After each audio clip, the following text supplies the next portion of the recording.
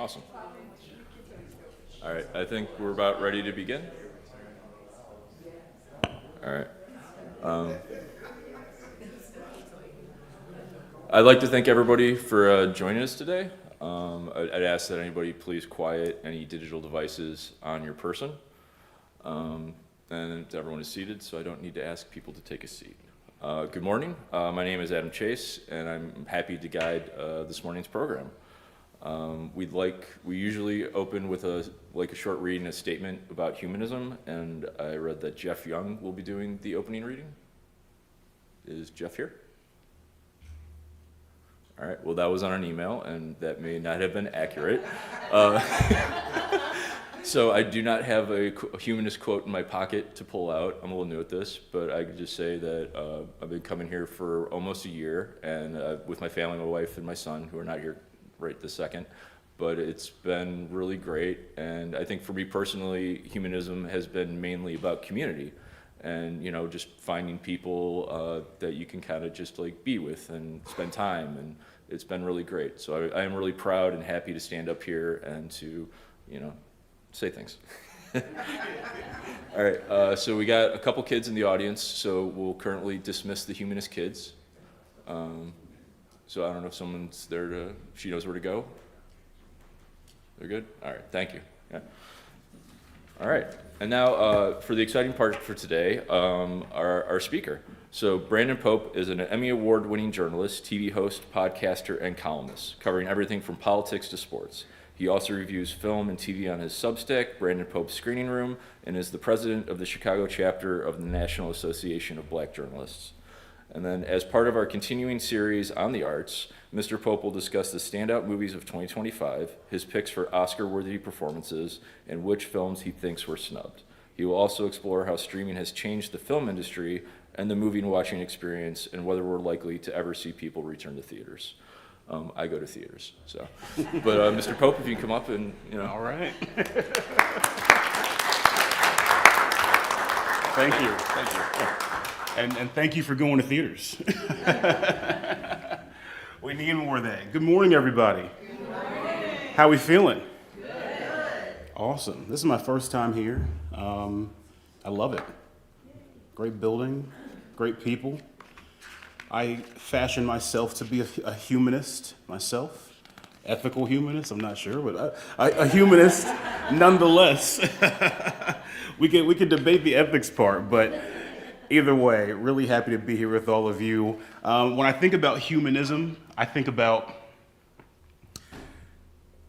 kindness with each other, belief in each other, and our ability to overcome struggle together. I think that's more important now than ever before. I'm preaching to the choir, I feel like, when I say that, but I think that's what makes movies so special. I think theaters are one of the last sacred spaces where we can just be as people, as humans together, enjoying something together. Everyone's now divided in, not to sound like an old man, but everyone's divided in their phones, their tablets. We're getting different things fed to us in different algorithms. When you can sit in a theater, a dark theater, and have the same reaction as a stranger and smile and laugh together, and maybe even have a few discussions afterward, that to me just fosters the best of humanity. And so that's a lot of why I love movies. So we're going to talk a little bit about some of the great films of the Oscars this year, and I'll give some of my picks. I'm the author of the Screening Room Substack, if you have a chance. Check it out. It's free to subscribe, but I do appreciate your paid support on Substack as well. But yeah, I talk about everything. Movies, TV, entertainment overall, and I try to use it to raise dialogue and conversation around these things. So that's why I'm glad to do stuff like this, where I can do that with you guys. So just a little bit about me, all the accolades, Emmy Award winner. I've been covering entertainment journalism for quite a bit. I've had a range of experiences. The cool things that you can post with celebrities, that's what gets you opportunities sometimes and gets you in some rooms. But to me, the real value is being able to have the dialogue and exposure to the directors, the filmmakers, the writers, the people who are really the craftsmen behind these things, and really great storytellers. As a storyteller myself, that's kind of how I fashion myself. So it was an incredible year. Oh, why don't we start with this? I'll start with this. This is the first movie I ever fell in love with. I think it's important that before we talk about movies, I level set to you what kind of a film fan I am. I remember being, I guess, 7, 8 years old, and Pokemon, the first movie, came out. Pokemon was a phenomenon, still is.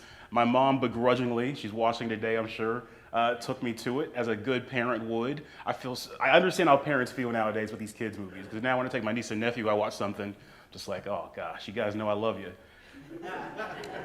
I really remember this movie specifically though, because obviously I've seen other movies, but Pokemon, the first movie, was probably the first movie where I felt movies being bigger than just something I'm watching. It was something I was feeling. If you've seen Pokemon, the first movie, or if you haven't, I'll describe something briefly to you, not too much of a spoiler, but the villain, Mewtwo, basically works to create evil clones of the Pokemon, these cute little creatures. And there's a really sad scene where you have these Pokemon facing off against their evil counterparts. The reality is they're not really evil. They're just told to be evil, you know? Hate is not something that you're born with, it's something you learn. And Pokemon, the first movie, really drove that message home. There's a really tragic scene where the Pokemon are almost like fighting each other to the death. And some of them are just too exhausted to even fight each other. There's little Pikachus that are just like, struggling. And I felt that. And I think that, to me, that's when I realized, okay, movies are more than just things that I can watch and be entertained by. Movies are something to feel, to have conversation about, to have dialogue about, and to raise collective consciousness toward higher discussion. Letterboxd is very popular. My top 4 on Letterboxd, as you can see: The Dark Knight, a classic. Chicago, always represented there. I love seeing Bruce Wayne's Batman speed through Millennium Station, the Joker through Lower Wacker. Boomerang, one of my favorite rom-coms of all time. My favorite Eddie Murphy movie. I think it's still very relatable. It's about a sales executive who basically realizes his womanizing ways are not the way to go when he finds a woman that kind of plays the game that he does against him. Two can play that game in a sense. It was a really cool Eddie Murphy film. Kill Bill, Quentin Tarantino. Oh my gosh, I mean, the anime influences, the iconography, Uma Thurman, the yellow jumpsuit, the crazy 88, the soundtrack. Who doesn't love Kill Bill? We could talk about Tarantino himself later. And then, of course, Malcolm X, Spike Lee, Denzel Washington, one of the greatest films ever made. So those are some of my favorite films, just so you understand my kind of frame of reference and my taste profile. So let's talk a little bit about some of the movies that may have not gotten the most Oscar love, but I just still want to appreciate. I really do think we had one of the best years in movies on record. You're going to have other people that are going to debate that, and I've heard people say it's one of the worst years for movies. But for me, I found something to like in a lot of things. K-pop Demon Hunters, has anybody seen that yet? Yeah. I'll tell you what, there's some earworms in there, right? Golden, Soda Pop, that's a good one. The animation style is just so cool. The story is really awesome. It's probably going to win Best Animated Feature. Eternity with Elizabeth Olsen might be, I'm still wrestling with this, my favorite romantic comedy of all time, up there with Boomerang, because it's so unique in its storytelling. It's about a woman and a man. They're married for decades. The man passes away. He goes to a fictional place called Eternity, where you can decide where you want to spend the rest of your eternity. They all these little fun little lands, heavens, basically. He decides, I'm going to wait for my wife until she passes away, and then I'll spend eternity with her. She arrives and stumbles upon her first husband from World War II, who died in the war, who's also been waiting in eternity for her, waiting to meet her. And so she has to decide between the man that she married and had kids with and has grandchildren with and built a life with, or her first love, her first marriage, who was gone too soon. Sets up a really interesting love triangle that has some deeper connotations. It's on Apple TV. It's quirky, it's fun, it's really resonant. I think you're gonna really enjoy it. Superman, I'm a nerd, I like Superman because I don't like Superman, if that makes sense. I think Superman's one of the cheesiest superheroes of all time, but I have a great appreciation for Christopher Reeve and what Superman, that feeling of hope and optimism that Superman elicits. And I felt like James Gunn did a really great job with this outstanding cast, recapturing that hope and optimism. They have a quote there that kindness is punk rock, and people were kind of clowning it or whatever, but being kind is a radical act nowadays, and Superman, that was a big theme of that one. I also got Wake Up Dead Man, a Knives Out mystery. Anyone seen that? Netflix? That one, I love mystery movies. I love that one. It snuck up on me with how deep it was. I had a lot of questions I had to reckon with about faith and religion and what that means in 2026. And finally, Nicole Beharie in Love, Brooklyn. A nice throwback black romantic comedy, relational storytelling brought back, a little bit of comedy, but it's about a man who's got to decide between an old flame who may not be the best for him, and a woman who has a kid, has a few more different life challenges, but he's also in love with her too, and he's got to make a decision. Classic rom-com setup, right? But really well told. If you can get a chance to see that, I definitely encourage it. So those are some of the movies that didn't get as much Oscar buzz or love, but I really thought deserved a little bit of a shout out. All right, so let's talk a little bit about these Oscar films. First of all, I want to talk about how the voting process actually works.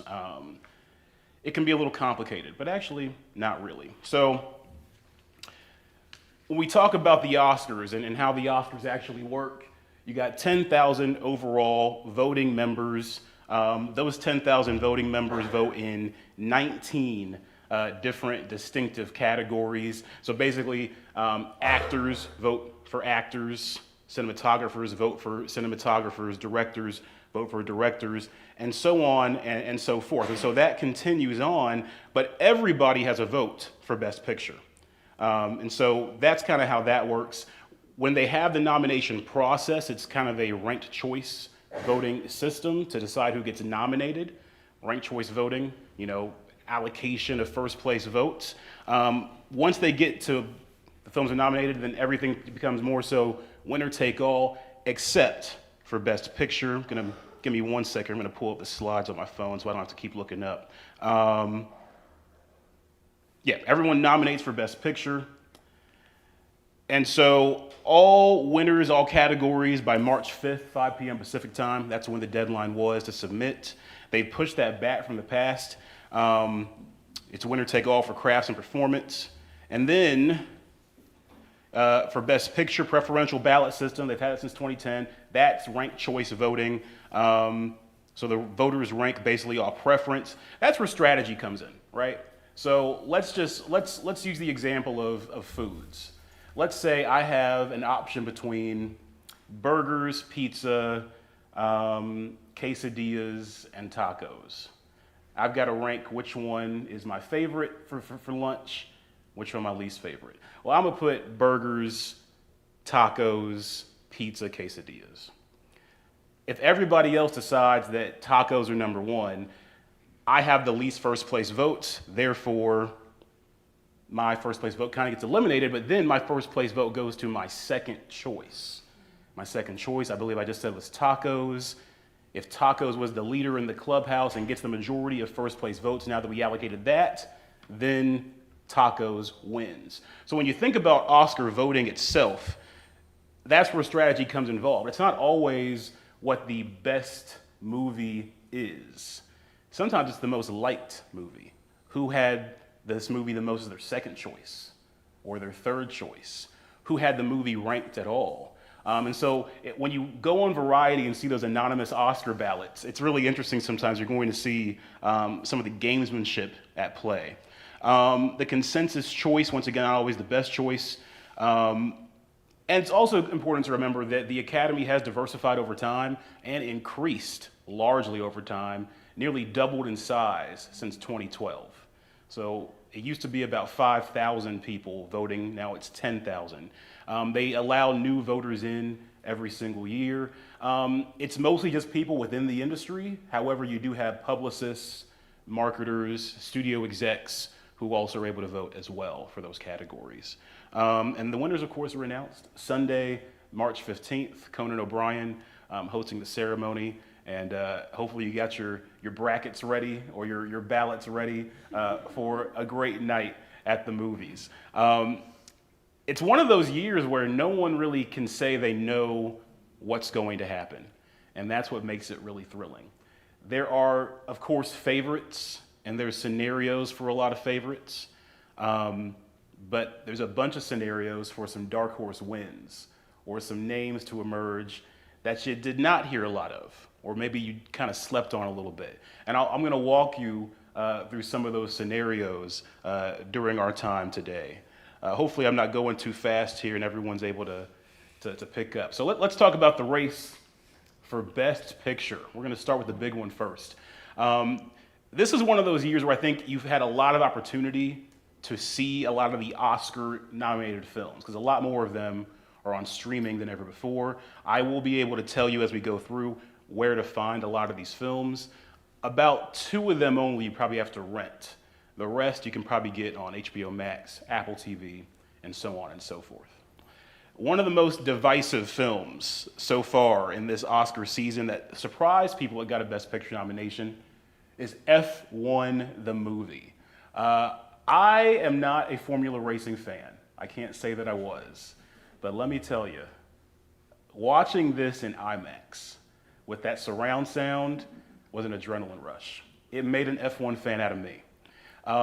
Joseph Kosinski is the man behind this incredible film. He's the director of Top Gun Maverick, so if you love Top Gun Maverick, it's a chance you might like this one as well. The cinematography, outstanding. Brad Pitt plays a veteran, you could say washed up race car driver who is still extremely, extremely good, who just randomly joins different races for fun, whether it's NASCAR, IndyCar, F1.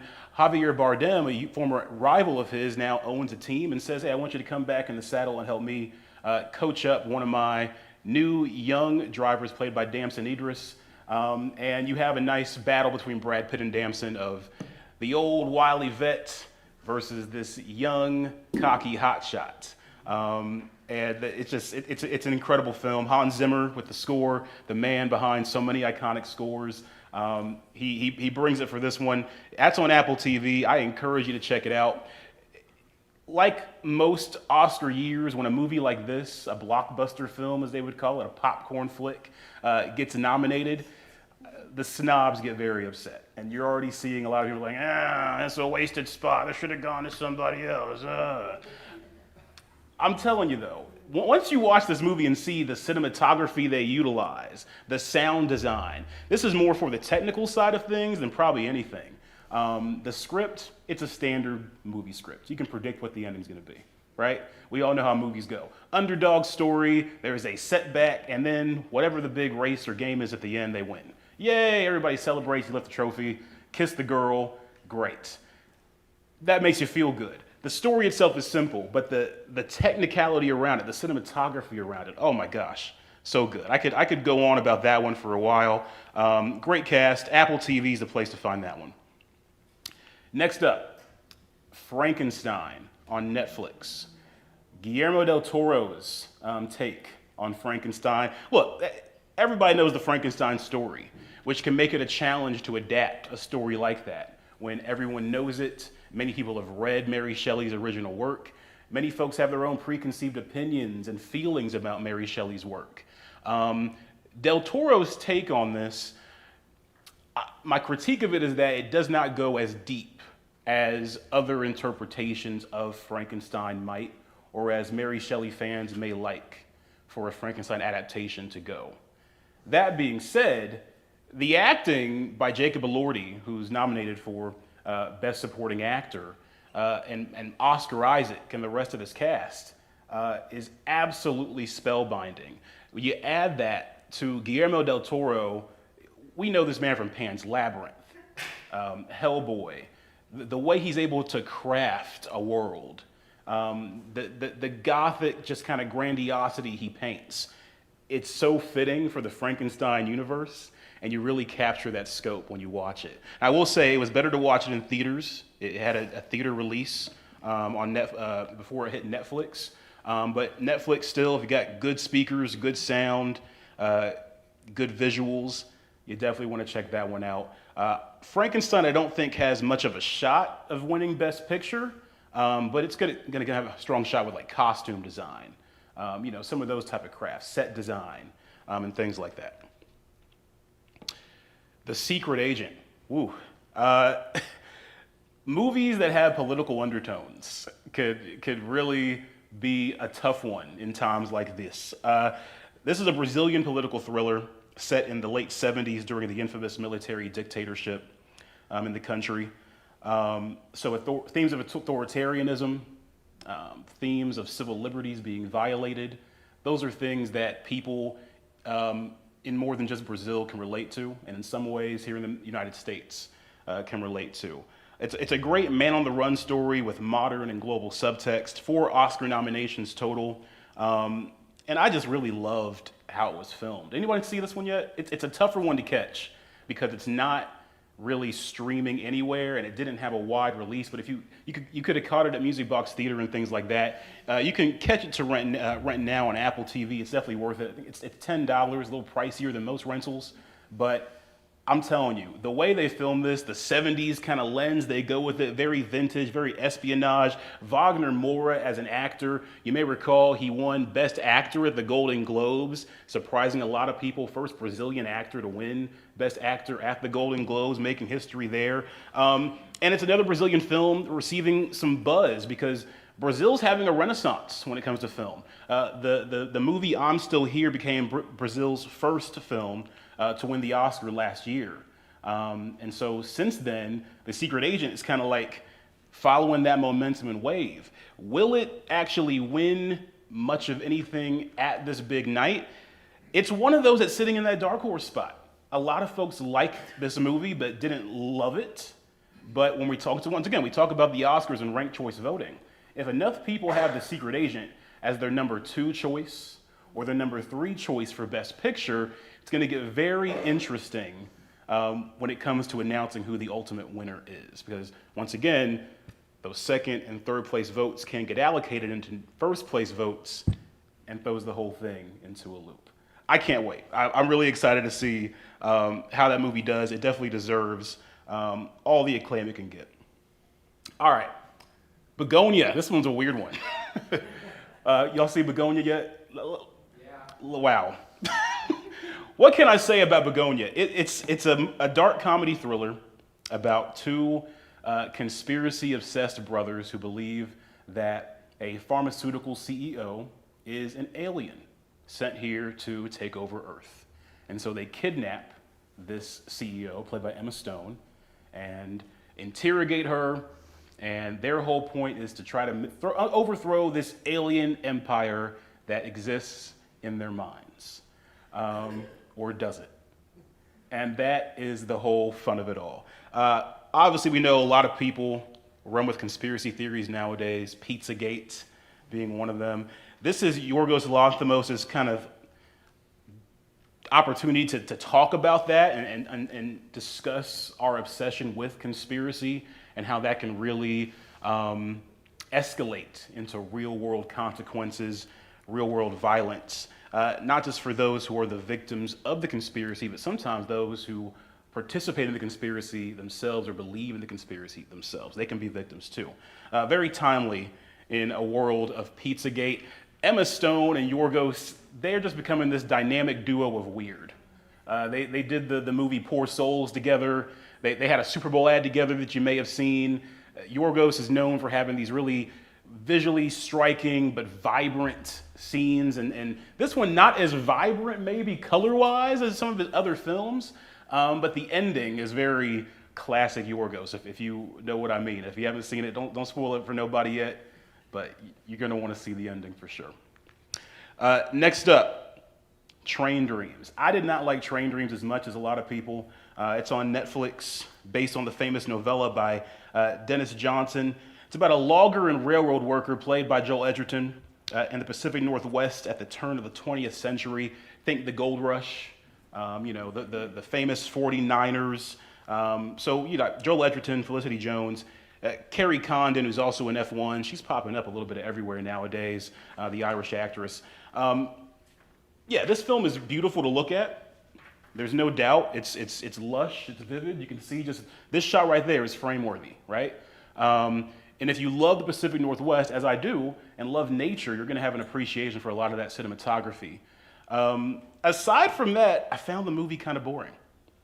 It is like that sometimes. And so everyone's mad about F1 getting in. I could have used Eternity in there or something else. But hey, no doubt the acting performance is outstanding, and no doubt that it's a moving piece for sure. Marty Supreme. Timothy Chalamet had a very famous, maybe infamous press run for this one. He plays Marty Mauser, a table tennis prodigy who goes to great lengths to win at all costs. This is a Josh Safdie project, the Safdie brothers, of course, known for making some really high anxiety, intense films. Think Uncut Gems with Adam Sandler. Think one of my favorite movies that's kind of underrated, Good Time with Robert Pattinson. These like high tension movies where you're as stressed for the person you're watching as they are on screen. Yeah, you definitely feel that with Marty Supreme. It's this Marty Mauser guy. If you've seen the movie, you know what I'm talking about. He's a character, and he's kind of homeless, and he's still doing whatever he's got to do to get to Japan, compete in this tournament, and put it all on the line. The Timothy Chalamet discourse has been very fascinating to watch because, look, he's not a traditional actor. He's young. He's from that Gen Z generation. He's fun. He goes to spaces that other actors and actresses traditionally don't. You know, he's on Twitch streams. He's doing interviews with LeBron James on his podcast. You know, he's got lots of dug up videos of him rapping. You know, if you haven't seen those, I definitely encourage you to look it up. The guy's a character. He's also braggadocious and confident in the way that a music artist would be, in the way that a sports athlete would be, and people aren't used to actors being that way. For actors and actresses, you gotta be humble, you know. Oh, I'm so thankful to be nominated. Nah, he's just very much like, yeah, I gotta win this. I need to win by all costs. That rubs people the wrong way. So I think you're seeing some generational pushback to Timothy Chalamet over time, to some of his marketing techniques and the rounds of interviews. I think people will adjust. I hope they adjust because he is an incredible actor. The range. I was not understanding the hype of Timothy Chalamet until I watched Willy Wonka. Guy's very talented. He can sing, he can dance. And then I saw Dune, and I was like, oh, wow, he's got range, okay? I understand the pushing of him to the leading man category. I don't think he's going to win Best Actor, but he's a name to watch in the future for sure. Hamnet. Oh, boy. Hamnet is the story of the tragedy that created the William Shakespeare Hamlet, classic literature by him. It's an incredibly, incredibly sad film. I went there. I unfortunately had missed the screening to see this in Chicago. I think I was out of town for something. So I bought a ticket, went by myself, because I mean, it's not really a movie. You're like, hey, buddy, you want to go see this incredibly tragic movie about Shakespeare? Went by myself, and wow, what a mistake. Just the waterworks I had. A lot of grief, a lot of trauma. It's also a very boring movie, if I'm being frank. But you can hold two truths at once. Something can be really boring and sad, but also you can recognize the great scripting, the great cinematography, the outstanding acting. I mean, these two, Paul Mescal and Jessie Buckley, carry it, especially Jessie Buckley. The way she just wears the emotion on her face, on her sleeves, she is just the whole narrative core of this. To be able to do that, that's awards-worthy stuff. And so we'll talk a little bit about what I mean by that for her. The thing I appreciate most about Chloe Zhao's Hamnet is that it gave me a better appreciation for William Shakespeare. There's a part in the film where he says one of his most classic, iconic lines: "To be or not to be, that is the question." It's a line that is said so often that we kind of forget what it really means. You kind of forget the meaning of it and the context around it. When you watch this film, notice the context in which he says it. It hits in a completely, in a completely different way than maybe you would have expected or maybe you remember. And that just kind of like reawakened why I fell in love with Shakespeare's writing in the first place. So definitely check out Hamnet when you get a chance. It's on Peacock right now. Sentimental Value. This one's tougher to watch. It's one you got to rent, about $5 on Apple TV. I think it's on Prime as well. It's a Norwegian film with a little bit of English, but mostly Norwegian, about a famous director who tries to reconnect with his estranged daughter by casting her in his next big movie. And as you can, you're gonna have complicated family dynamics. Skarsgård is just absolutely spellbinding in the role. He's one of the most underrated actors we've had for a while. He feels like getting his just due. He's nominated this year for Best Supporting Actor. He really does carry this in a way. But I really appreciate this because the soundtrack is also incredible. It gave me a further appreciation, this Norwegian film, for Chicagoan Terry Collier, a classic jazz artist here from the city. The film opens with his track, Dancing Girl. Woo! And I heard it. I've heard Terry Collier before, but I heard Dancing Girl, and the movie starts with that and the lush scenery. And I go back into the Color of Love album. Oh my gosh, Terry Collier, look him up. If you love jazz, but you also love folk music and soul, he's this weird combination of all three. It's really haunting and really enchanting stuff there. Soundtrack's great, sentimental value. I think it's going to have a strong shot to surprise people for Best Picture. It's another one of those movies that may be ranked as someone's second favorite movie or their third favorite movie, and then it wins Best Picture, and you're like, wait, how did that happen? What is this movie? That's the type of movie that this one is. Now we get into where the Best Picture race really starts to tighten up and what everyone's been talking about with our Best Picture. One Battle After Another, a modern revolutionary masterpiece. It's loosely based on the novel Vinland by Thomas Pynchon, and the story follows a man named Bob Ferguson, played by Leo DiCaprio. If you've seen this, you already know Leo plays this like frantic, frenetic former revolutionary. This now iconic scene of him in that robe and the hat with the phone booth.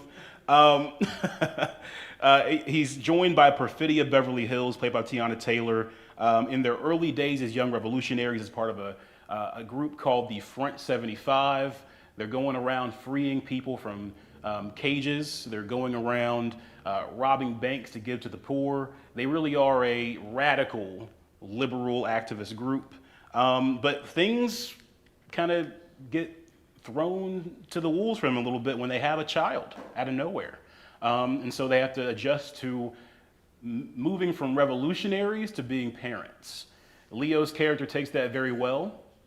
Tiana Taylor's character, not so well. And so the movie really documents the impacts of that on their offspring, played by Chase Infinity, a Columbia Chicago grad, and how she wrestles with that. That's right, Columbia College Chicago. That's right, yeah, we represented.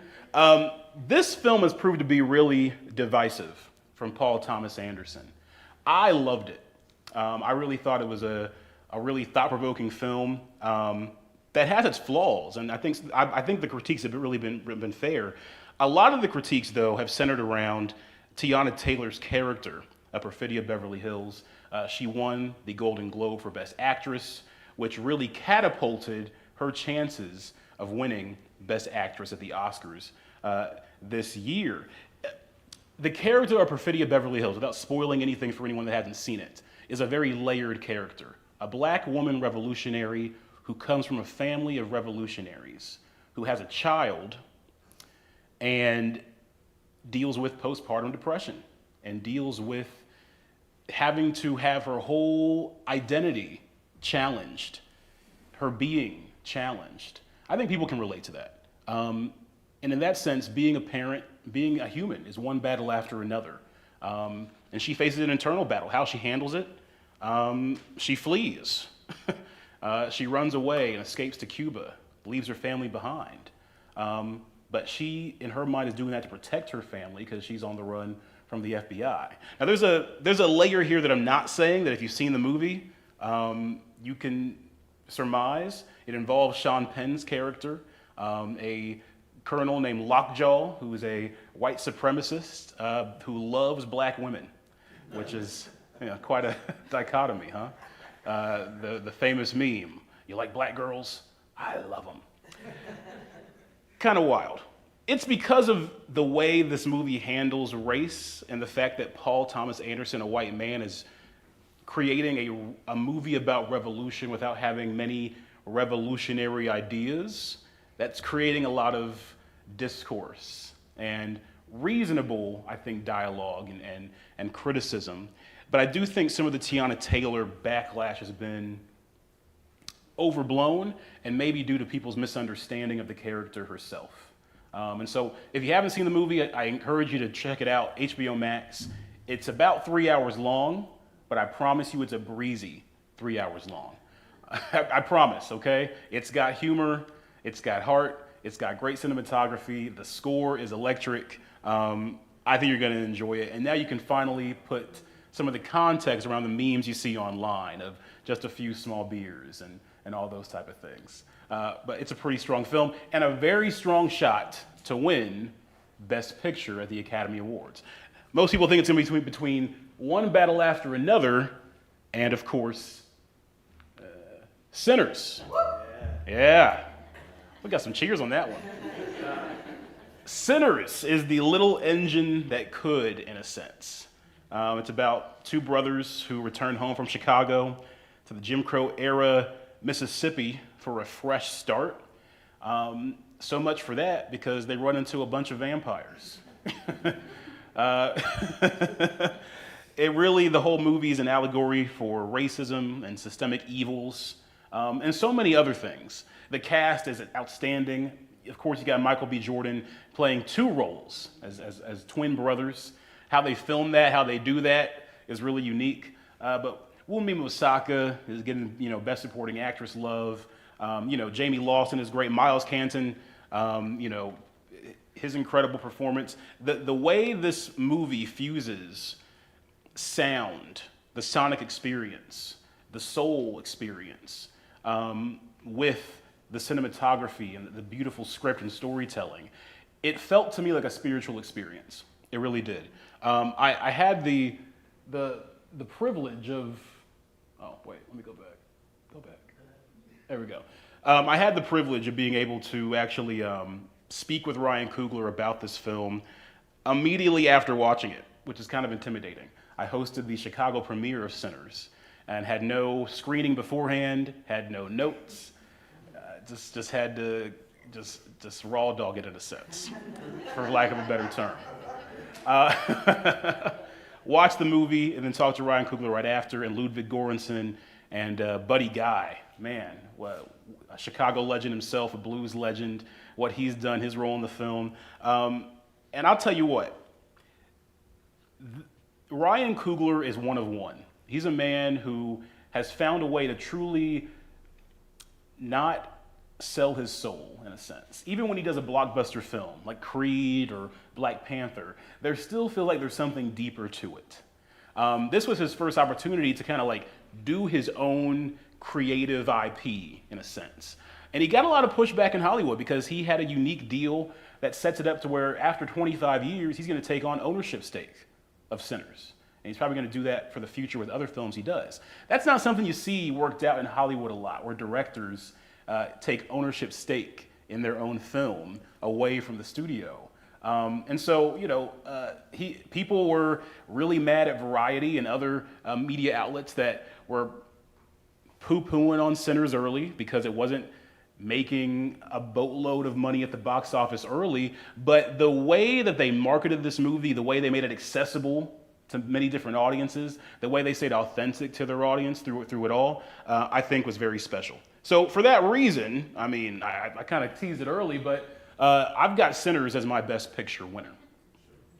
I think it's pretty cut and dry. But I also think the reason why it's going to win Best Picture, it's the most nominated film in Oscars history now.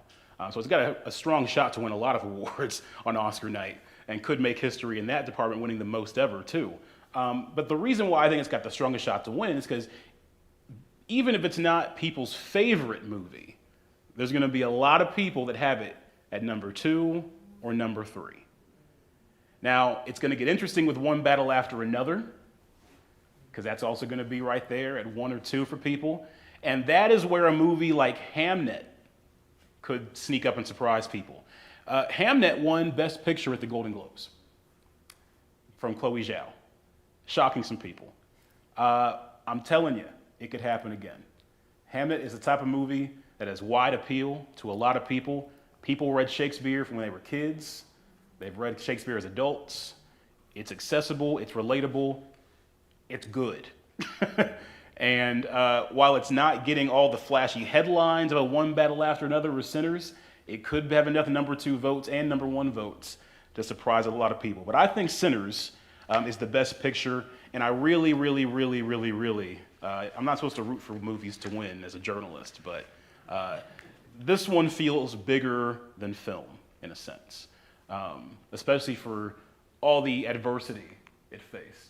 As I mentioned before, had the opportunity to host a screening, premiere of Sinners with Ryan Coogler, Ludwig Göransson, and Buddy Guy. And you know, the impressions I got the most from Ryan Coogler are the fact that he just really wanted to be intentional in what he was doing, authentic to the South, authentic to Mississippi. He did this for his uncle who had passed away. That's who really inspired this. And you just feel that heart and that intention throughout. It's a real work of art. If you haven't seen Sinners, if you're the last person on earth who hasn't seen Sinners, hey, HBO Max, it's a good viewing. It's such a cinematic experience. All right, let's talk about some of these other award races to watch. And obviously people are going to talk about Best Actor. It's going to be between, I think, Michael B. Jordan, DiCaprio, and Ethan Hawke in Blue Moon is getting a lot of attention and love. Once again, because of that system that's in place, Ethan Hawke could surprise people, but I do think that because Michael B. Jordan just won, what was that they just won? It was, yeah, the Actor Award, yeah, the SAG-AFTRA Actor Award. Because he just won Best Actor for that, 75% of the time since, I believe, 2008, the winner of Best Actor at the Actor Awards wins Best Actor at the Oscars. So Michael B. Jordan has a very strong shot to take home the trophy this time around. That's who I got winning it. He played 2 roles, and he did it really well. I think Leo is starting to get a little more buzz as well. But I think what might, I shouldn't say hurt, but kind of what holds Leo back is the fact that Leo's been around for a while, and Michael B. Jordan hasn't won one yet. This would be Michael B. Jordan's first Academy Award. You look at what happened at the BAFTAs, the N-word slur controversy at the BAFTAs, that was really unfortunate. Let's be honest here, voters, they love to virtue signal, and they love to feel good about themselves and pat each other on the back and say, look at us, standing up for people in their moment, their downest moment. It may have helped the campaign a little bit to have that BAFTAs incident. It was a terrible moment, but it could have helped. Best Supporting Actor, Delroy Lindo. Man, I think he's going to win for Sinners. But I'll tell you what, Stellan Skarsgård, I have been a big fan of Stellan Skarsgård for so long. A guy that's like in a lot of movies that you've seen, and maybe at first you didn't know what his name was, but you see him enough, you start to be like, yeah, that guy. I'm a big nerd, so I love Star Wars. If you watch the show Andor, You know, Luthen Rial. He plays a really great character as Luthen with a great monologue, and I was disappointed that he didn't get even an Emmy nomination for that. This is his first Oscar nomination. He would be the first Norwegian actor to win a Best Supporting Actor award. He's got a strong shot too. The Delroy Lindo, Stellan Skarsgård discussion is very interesting because it's kind of like the Jamie Lee Curtis and Angela Bassett battle that happened. What was that, 2 years ago? So Angela Bassett was nominated for Wakanda Forever, Jamie Lee Curtis for Everything Everywhere All at Once. I still think Angela Bassett should have won, but it definitely was viewed as sort of a legacy award to a veteran actress who had never won before. I think you're getting that same kind of drumbeat here for Best Supporting Actor, with Delroy and Stellan both kind of in that same territory. I think Delroy's going to edge him out, but Sean Penn is gaining momentum for One Battle After Another. So those are the top three, I believe, in that category to watch out for, and that's kind of how I expect it to play out. I mean, Delroy Lindo is another one of those guys. He's been in so many things, Spike Lee movies. He's in The Five Bloods. He's been steady and consistent for so long. He was supposed to be in the Blade movie that was supposed to happen. What happened to that? Rest in peace. It's not happening. It looks like it's unfortunate. I'll lament. Best Actress, I think, is cut and dry. I don't think it's going to be much of a contest, and if it is, that's going to be the surprise. This is Jessie Buckley's award to lose. Jessie Buckley in Hamnet, she carries the film. The emotion, the weight, the grief. She's incredible. She just had a movie come out called The Bride. It's in theaters now, where she plays the bride of Frankenstein. Very different than this. The movie itself, but I'll tell you what, she can play eccentric and bombastic like the best of them. You can tell she went to Juilliard or something, because she got those acting chops on her. I think this is Jessie Buckley's time, and I expect to hear her name called. I think a lot of people would be surprised if she's not the one at the end of this. Best Supporting Actress, Wunmi Musaku is who I think is going to win this one because of the Sinners momentum that's been happening. Sinners is also up for Best Casting and Best Cast, Best Ensemble, and she's a part of that as well. I think she's going to win this. However, Tiana Taylor has momentum as well from that Golden Globes win. And Amy Madigan won at the Actor Awards for Weapons. You guys see Weapons? Weapons is another movie that got people upset because it's getting awards love. I loved Weapons. It's a very creepy movie, but it's one of my favorite theater experiences of the year.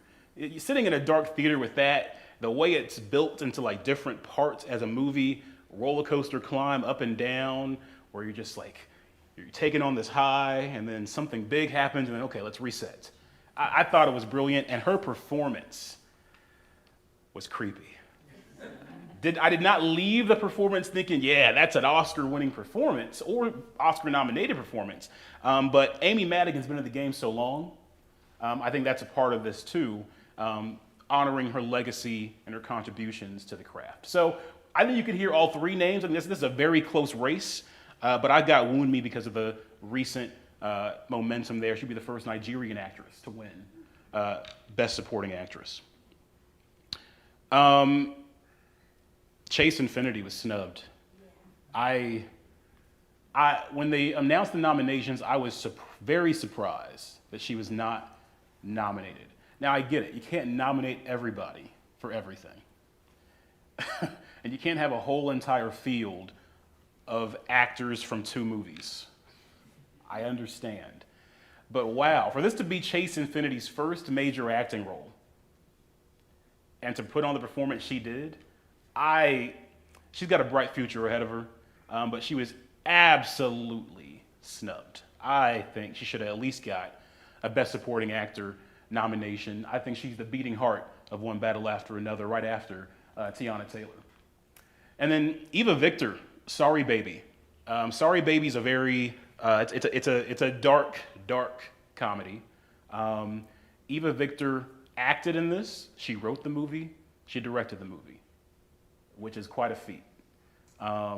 And the way she handles it, it's a conversation about sexual assault. It's a conversation about harassment. It's a conversation about microaggressions. It's a conversation about a lot of things that she handles with really wry, dark humor and sharp writing, and just beautiful, just a beautiful way of human storytelling. I was very surprised. She got a lot of love at the Golden Globes. She won at the Golden Globes.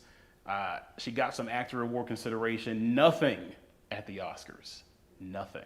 I think that's an injustice. Sorry Baby is streaming on HBO Max. It's heavy subject matter, but it is definitely worth your time. The filmmaker battle. Paul Thomas Anderson versus Chloe Zhao versus Ryan Coogler. Many view it as a Ryan Coogler, Paul Thomas Anderson battle. But once again, Chloe Zhao, who's already won an Oscar before, people loved Hamnet. She already won for the Golden Globes for this. She's got a strong shot. But I do think that you're looking at three outstanding directors. I love the fact that all three know each other, support each other, all three are friends, especially Chloe Zhao and Ryan Coogler. They've really come up together and support each other through it all. I think Ryan Coogler is going to win this. And what a moment that will be. He'll be the first black man to ever win Best Director at the Oscars if he pulls that off. However, all three of these, I think, are deserving. And I would not be upset with either one. Chloe Zhao's the underdog dark horse, but these things come in threes. Anything can happen. You also have potential history with the Oscars happening. Autumn Durald Archipel. She's the first woman of color to be nominated in Best Cinematography. She could be the first woman ever to win a cinematography award at the Oscars. I mean, once again, I hype Center so much. The way it was filmed speaks for itself, right? Her biggest competition is going to be F1 for cinematography. Those are the two right there. If I were a betting man, I'd probably say F1 actually wins the cinematography award, but she deserves it for sure. I just think about that scene in Sinners. It's like the legacy of music, all the different generations of music in one room. That's right, absolutely. It's almost like it's like a one shot, and it just filmed so viscerally. That's talent right there, and Ryan knows how to find them. So watch for that potential history right there. I'm really excited to see what happens. There's also, as I mentioned, other notables. If Wagner Moura, were to pick up some wins, he'd have a lot for the Brazilian side there. There would be some big wins for Norwegians, for Nigerians. Overall, diversity has increased in nominations at the Oscars. Will it increase for wins? We're going to find out. Finally, what's next for cinema? It's a weighty question. But I do think that this year's films tell a story and kind of lead the way on how to approach it. So I think the first thing we have to do, if you want to preserve the future of film and cinema, is you have to give people an experience, right? Studios really need to be more selective about what movies they are putting in theaters and maximizing on original and creative ideas and intellectual property. Getting away from just redoing books and superhero movies, which I love, but we got to get back to just telling some good original stories that no one's seen before, right? And you got to make it something that's worthwhile. We all remember the Barbenheimer phenomenon. Barbie and Oppenheimer opening on the same day, people doing double features of two movies that are completely different in every single way. But both films were cinematic experiences where you said, you know what, I got to be a part of this. I got to buy a ticket. The Odyssey, Christopher Nolan's next film based off of The Odyssey, the book, is already sold out for 70 millimeter screenings, a whole year in advance of it releasing, right? Which shows there is a demand out there from audiences for high quality theater experiences. And they know that Christopher Nolan's a guy, if he drops a movie, it's gonna be an experience, right? We have to, the studios have to maximize on that, and we gotta stop blaming audiences for not showing up to theaters. We have to incentivize people to do it, right? Especially in this economy, we have to find ways to get people and make it worth their while. Another way we do this is educating our audience through all of this. What Ryan Coogler did through the Center's process should be studied in classes all over the place, because he had this viral thing. I was going to have a clip, but with Kodak, where he basically broke down the different film formats and what each one means, what the different types of film are, what is 70 millimeter, what is IMAX, where to find them, what the difference is. And through educating the audience, you help inspire more film fans and more people to say, hey, okay, this is actually worth investing in. I do need to, spend some money to see this, because it is going to look different on a big screen. It is going to be a different experience there.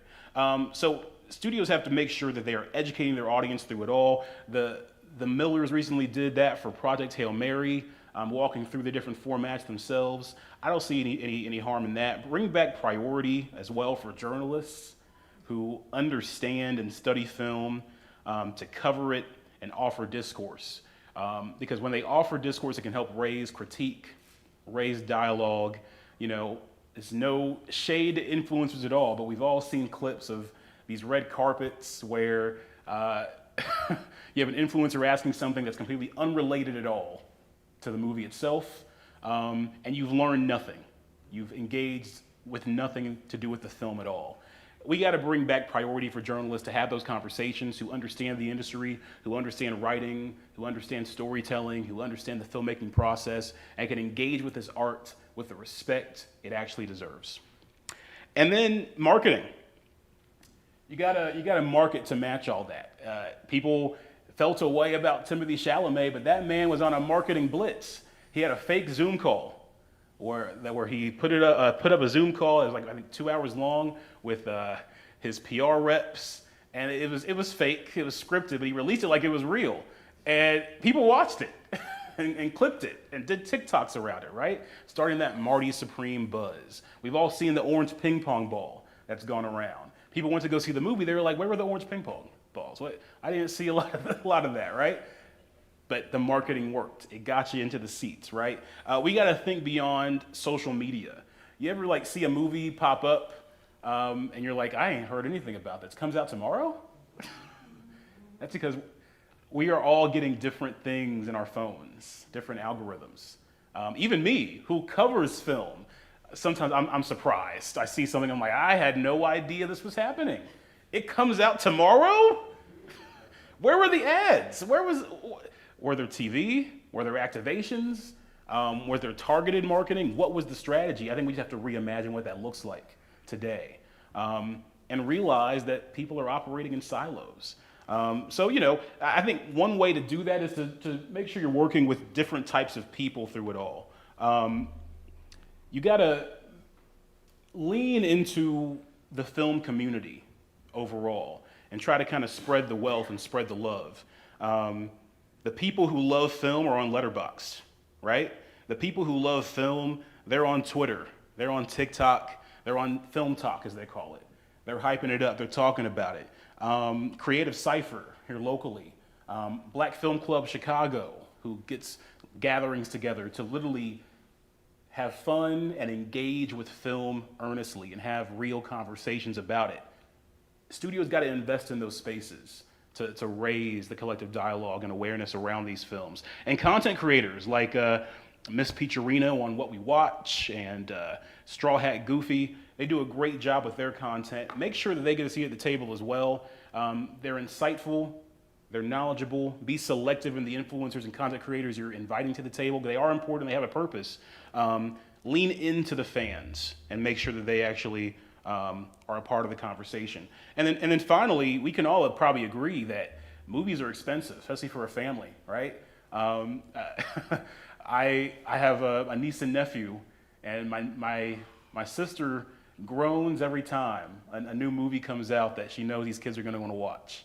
Whether it's a superhero movie for my nephew, whether it's Moana 2, taking a whole entire family. So, the two kids, her, my mom and me, 5 people. What, $20 for 3 adults, $65, $70 together, right? The kids maybe $10, $15 each. They're gonna want popcorn. They're gonna want the collectible cup. They're gonna want the drinks, right? You have a $120 experience all of a sudden, sometimes $200. That's just not sustainable for most families in America, especially if you want them to do that quarterly, even monthly. It's not possible. We have to find ways to make things more accessible and more economical. Fortunately, there are some things out there. AMC has had their subscription services, the AMC Stubs, that has been really successful. There's been incentives and deals through that. I think we should lower the standard matinee prices. And then I got a picture here of Music Box Theater. Their lounge space is really awesome.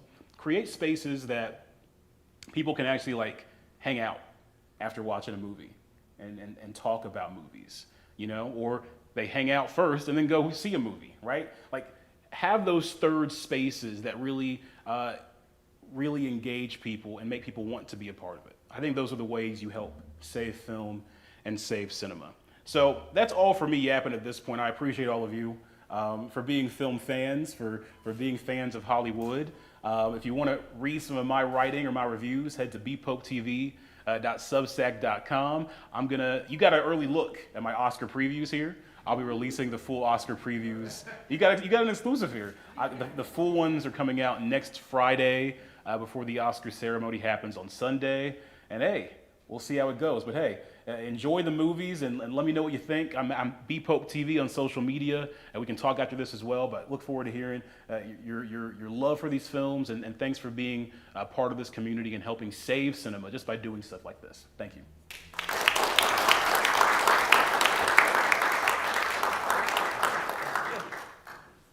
Thank you, Brandon. That was awesome. Sorry. So we're going to do a brief musical interlude. That's when we pass the basket around. You can see we'll have all the ways that you could give listed above me. If someone would grab a basket, someone in the crowd, thank you. And then, contributions can be made through any of the choices listed on the screen. $5 is plenty, or anything you want to give. Thank you. Then we'll have an interlude and a Q&A session after the interlude, and that's it. Thank you. Yeah, so,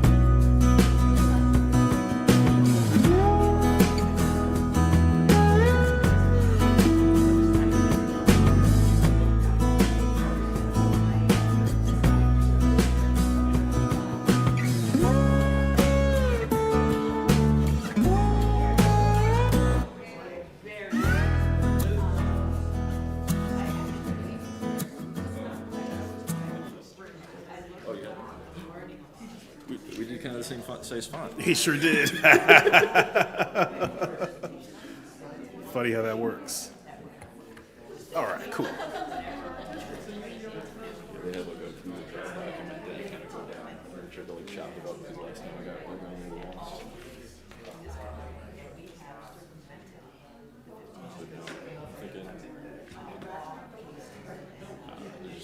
It's hard to keep up. I was thinking, I try to see the A24 movies, because those are always interesting. Like when we were talking about the Pacific Northwest, I was like, oh, did you watch Sundown? So that came out a couple years ago, and it was like one that I saw in the theater. I mean, my wife, but it's essentially just about family Sasquatch. Or, like people in like Sasquatch scenes, like the family of them, and it's kind of them just like meandering around in the Northwest. And it's kind of like a weird death comedy. We were talking about like that was the last we were gonna watch. They had like a lot of big visuals on trees and stuff. And I forget what. Okay, we're good. Okay. All right, so we're gonna do the Q&A. All right, so we're gonna start the Q&A. If everyone can. All right. Oh, you're up, man. Sorry. Okay. Hey, Brandon, thank you for Okay, cool. thank you for a fabulous presentation. Thank you. I Thanks for having me. find that every year, and often this happens when I'm on a plane, and I end up watching something that I'm like, how did I not hear of this? Yeah. This is fabulous. Yeah. And, this year, for example, it's, what's it called? Don't Let's Go to the Dogs Tonight, which is this movie about, it's set in Rhodesia during its civil war when it's about to become Zimbabwe. And, but every International. year there are movies like that you hear nothing about. And it, I guess it has to do with, makes me feel like the Oscars a little bit it's this marketing machine. And if you don't have millions of dollars and big names and a studio that will fly everybody around and put these for your consideration ads, spend the budget on that, they don't get nominated. How do you get around that Yeah. feeling for me? Absolutely, I get it. I hear you. It's a game. There's a lot of great movies that don't get nominated because they just didn't have the budget to get to the right people who are voting, right? So there's definitely politics involved, and it's unfair. I think that the academies attempted their best to try to, well, maybe not their best, to try to balance those scales by adding more members from different communities and trying to be more open in their process of getting more people involved in the nominating process and voting process. But there's a lot of movies. You're still gonna have a lot that are gonna fall through the cracks. I mean, I pointed out Love, Brooklyn. That's a movie that did not get as much push, as much backing. There's no major studio attached to it, right? But it's got big actors. It's got people with experience, and it's beautifully told and done. If the right person watches it, maybe the buzz happens, right? How do we fix that? That's going to take another hour-long speech for me to dig into. But I do think that one way, that the best way we can help do that is when we see a movie that we're like, yo, no one's talking about this. Talk about it, right? Go on social media, sing its praises, put somebody onto it, spread the word of mouth, because that stuff does work. I think that's what happened with Sinners to a degree. I think there were a lot of people that thought Sinners was going to be one thing. Like, they thought it was going to be a horror movie. So there's a lot of people that just kind of wrote it off right away, like, I don't do horror movies, so I'm just not going to watch it, right? And it was kind of talked about as, the new horror movie from Ryan Coogler. Once people started to say, hey, I've engaged with this, it's not what you think, you got to go watch it, and they spread the word and word of mouth increases, you noticed Sinners had a lot of legs in terms of its theater run. That's because people kept talking about it, right? So Variety was writing their doom and gloom piece about how it wasn't making its money, it wasn't grossing enough money, but I showed the numbers of there. Went from $90 million to what, $360 million domestically? All from people talking and tweeting and saying, hey, this actually was better than you think. I'm gonna go again, right? They just brought it back to theaters, because of that. So I think we just gotta, as ourselves, just keep raising the conversation and dialogue to help. Thanks so much for your talk. I'm just curious if there's anybody discussing or a push to combine the actor and actress categories to have, they don't have sex segregated director Yeah. category. So I'm just curious. That has been a discussion, and that's still an active discussion within the Academy, and there's been a greater push for that. As far as the likelihood of that happening, it's going to take a lot. Part of that would have to be voted on by the Academy members by consensus. And right now, I don't think that consensus is there. And I think the thought process is that if you combine both into one category, you lessen the opportunity for actors to get an award. Now, I think there's other ways to kind of compromise that. Maybe create a third category, right? That's for, you know, non-binary or those who don't identify as a certain gender. But that's a larger discussion, and that gets into a lot of other questions. Like, what if you have a year where there's no one that identifies as that? What if you have only one person that identifies as that, right? Do they get an Oscar by default? But like, you know, it raises a bunch of different questions. But it's definitely, you're not the first to raise that. And it's raised every year. And I reckon there's gonna be another year soon. You know, I think about like Elliot Page. If Elliot Page is another movie soon, you know, how is Elliot Page going to, you know, be recognized for that work? That is when the conversation really is going to be front and center, is when you have a great performance like Elliot Page could deliver. You got to figure out how to honor them. Thank you so much for your talk, Brandon. I might have 60 different questions for you at coffee hour. I'm going to try to save it for then, just to be polite. But I think my first question is, you're talking about this push now where it seems like the new properties, like a unique story people haven't seen before, seems to be the way to go. Mm-hmm. And in my mind, it makes me think of, you know, it seems in the last decade we've gone away from this idea of like the director is the reason why you see the movie. This is kind of like the auteur idea of a film. Do you think maybe this push might bring us back more to that idea of like it will be the director that's going to bring us to the seats in the movie theater? I think we're seeing a mix of two things. I think the director's coming back in a sense of, in that, you know, I think you have a greater sense of people saying, oh yeah, if it's a Ryan Coogler movie, I'm there. If it's a Nolan movie, I'm there. You know, if it's a Greta Gerwig movie, yeah, count me in. Like, she's doing Narnia, I'm pumped. Like, I'm not even a big Narnia guy, but like, it's Greta Gerwig. I'm sure it's gonna be good, right? So I think you're getting a greater awareness overall from people. We have big name directors again. Right, beyond Steven Spielberg, beyond Scorsese, which those guys are still going to get attention and love too. Spielberg's got a new movie coming out about, I guess, an alien invasion. I don't know if you've seen the previews, the Super Bowl trailer. It's mysterious. We're going to see. I'm going to watch it, right? However, I also still think that like good, unique ideas drive people. A movie that I really enjoyed, that really I got into because of word of mouth, was the movie Send Help with Rachel McAdams. It's about a woman who is stranded on a deserted island after a plane crash with the boss who treats her terribly. And they're the last two people on this island, and things happen. And Rachel McAdams of, you know, Mean Girls fame plays a role you've never seen her play before. And it's really good. That idea and concept attracted people, because we all got a boss. Well, in what sense we all? We all have had a boss at some point that we would not want to be on a deserted island with. Simple premises like that, right? Get people in seats, or at least to click play on Netflix and stream. So I think we're getting back to like cool ideas lead the way. That's an original idea that somebody had, and it worked. What's the name of that? Send Help. Yeah. It's in theaters right now. Gonna warn you, it's graphic, it's gory, but it's fun.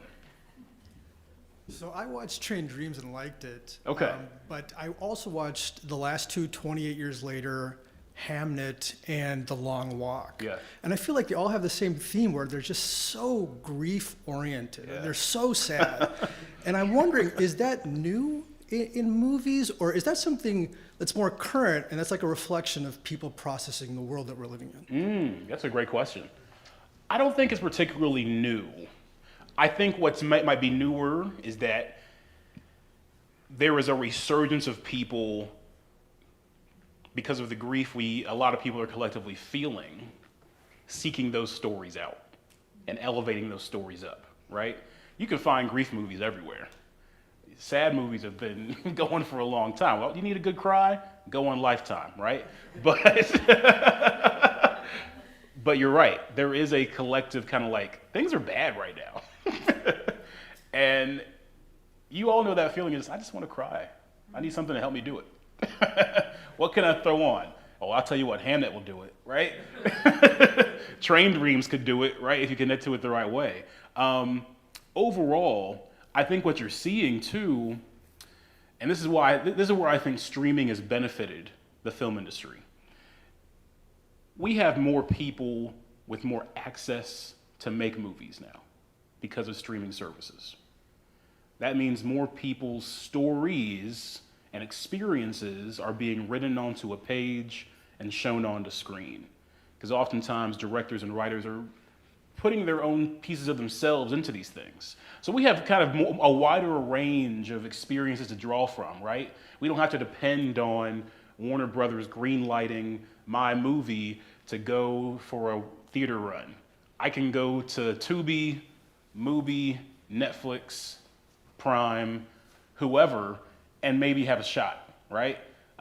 Or I just throw it up on YouTube myself. And if it gets good enough word of mouth, maybe Netflix says, hey, we'll buy it, right? Like, I think that's created a system. A Train Dreams maybe does not have as much of a chance to get the exposure it's gotten, say, 20 years ago, right? But because everyone can click play on Netflix, you know, more of us can tap into that. So I think that's kind of a mixture of what it is. Good observation. Hi. Hey. When you are talking about Ryan Coogler and getting the rights or the ownership in 25 years to Sinners, Yeah. I think in context I understand what that means, but could you kind of explain that a little bit further, and also why is it revolutionary at this time? Absolutely, absolutely. So yes, so usually if I'm doing a movie, I pitch it to Warner Brothers Studios.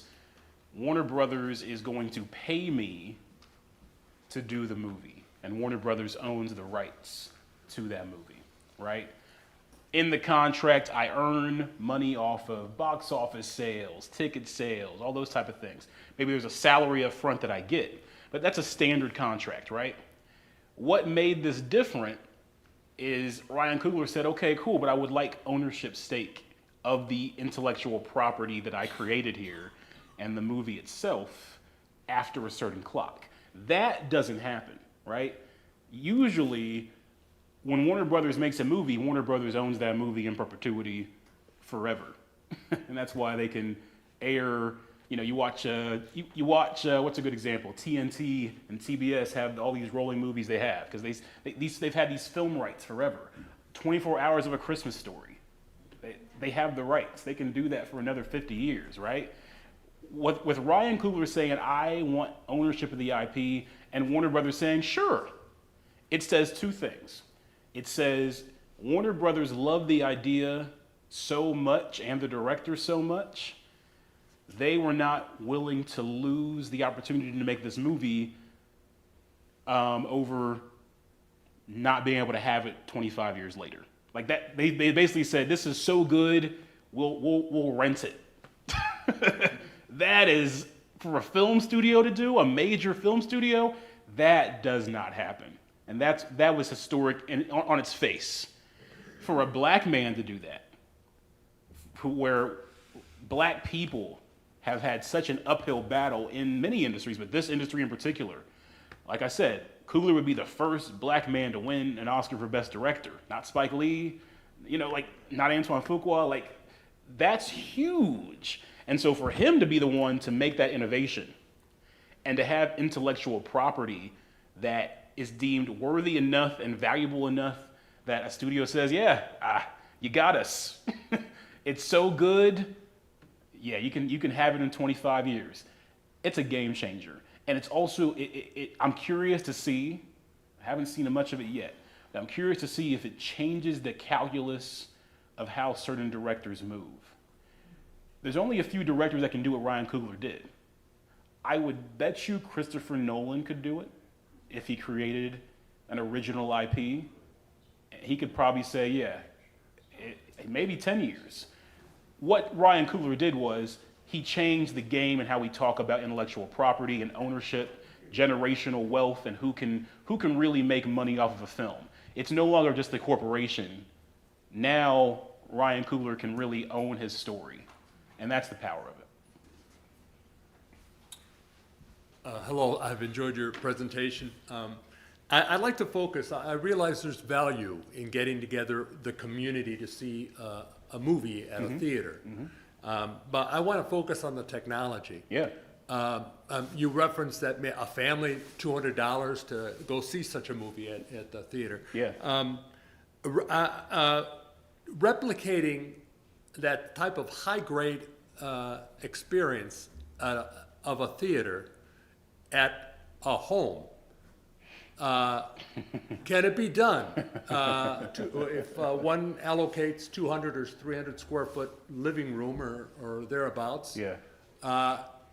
Can it be done at a financially feasible place, level for the average working man or woman?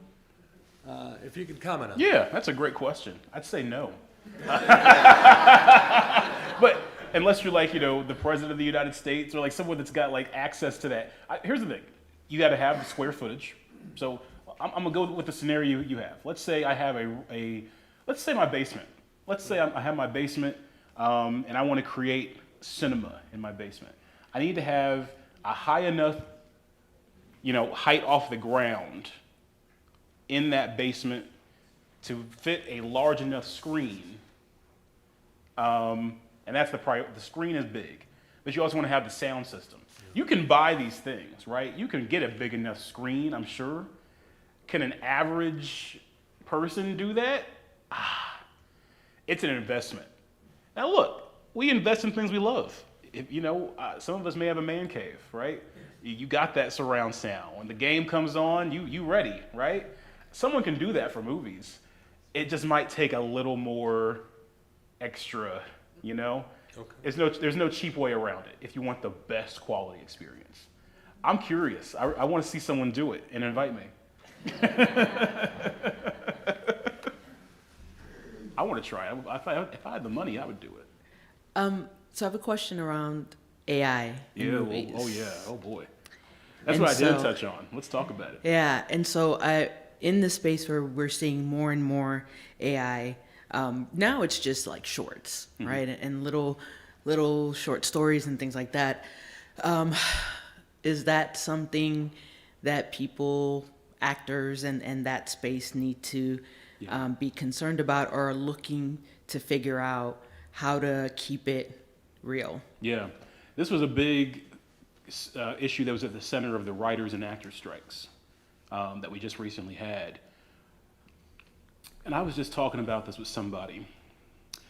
AI has already been estimated, according to a study, I think it was the American Animators Association. I'm getting probably the name exactly wrong, but it's an animators and cinematographers group. Did a study that estimated that we are going to lose thousands of jobs in the film and entertainment industry to AI.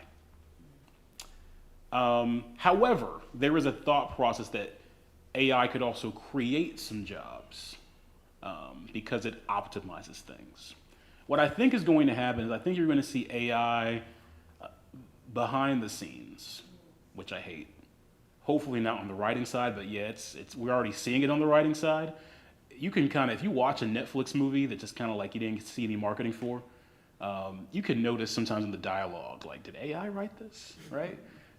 When you get that feeling like, this just sounds very like on the nose, very like weird in the way they're saying everything. It's written because they want it to be something that like holds your attention. There's a bunch of twists. It feels like someone put in a prompt. Give me a script for XYZ and throw 7 twists into it. And that's what you get. I'm scared about that. And that's happening on the streaming side. What I don't think is going to happen I don't see a scenario where AI replaces actors or replaces physical performance. People still want quality. I also don't think that the technology is there yet. We're seeing really high quality AI, but it's working to fool people in like 30-second clips. Blow it up on a big screen for 2 hours.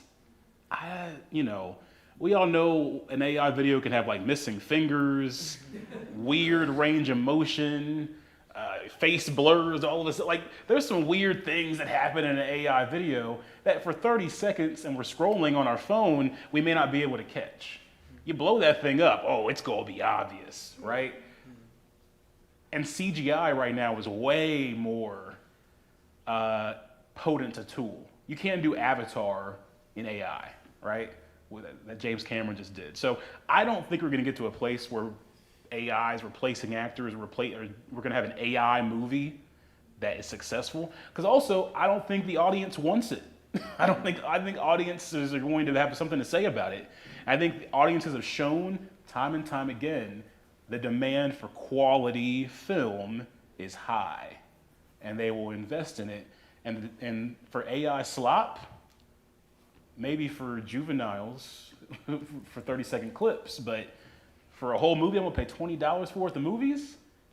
Nah, I don't think it's gonna happen. I could be wrong, but I don't think the appetite's there, and I don't think the unions are gonna let it happen, and I don't think us as viewers are gonna let it happen either. But we gotta hold people accountable and make sure we're loud about that feeling. We don't wanna see AI on screen. Thank you. You're welcome. All right.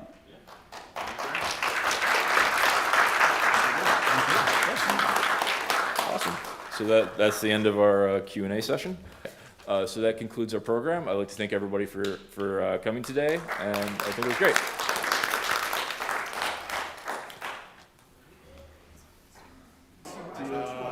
Like the 4 big things I'm supposed to do.